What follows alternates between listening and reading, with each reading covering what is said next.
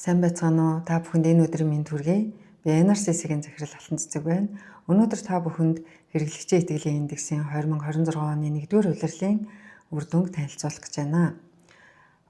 2026 оны 1-р улирлын байдлаар хэрэглэгчийн итгэлийн индекс 107.2 гэж үнэлэгдлээ.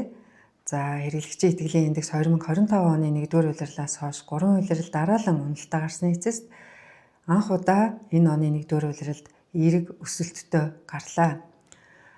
Индексийн 107.2 гэсэн үзүүлэлт маань өмнөх улирлын түвшингээс 15.3 пунктээр өндөр, харин жилийн өмнөхөөс 2.8 пунктээр өндөр үзүүлэлт юм аа. Энэ улиралд хэрэглэгчийн итгэлийн индексийн өсөлтөнд гол нөлөөлсөн үзүүлэлт нь ирээдүйн хүлээлтийн индексийн сайжирсан явдал юм.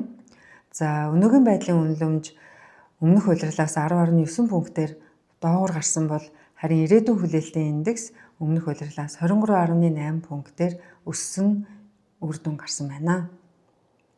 Өнөөгийн байдлын үнэлэмж муутахад гол нөлөөлсөн үзүүлэлт нь ажлын олдоц муутсан нөлөөлсөн байна.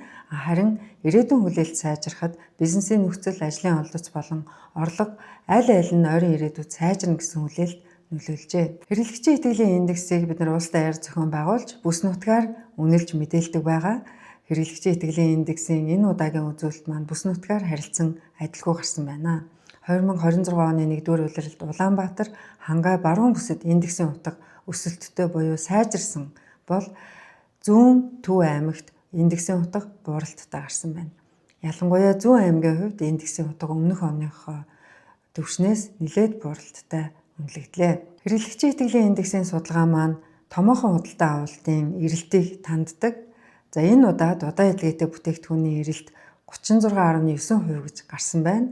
За энэ нь өмнөх улиралтай харьцуулахад 1.2 пунктээр, харин жилийн өмнөхтэй харьцуулахад 11 пунктээр буурсан үзүүлэлт юм аа. Удаа эдлгээтэй бүтээгдэхүүний энэхүү бууралт нь бидний үнэлдэг бүтээгдэхүүний ангилал буюу автомашин, үйл хөдлөх хөрөнгө, тогшил, цахилгаан барааны хувьд нийтлэг ажиглагдаж байна.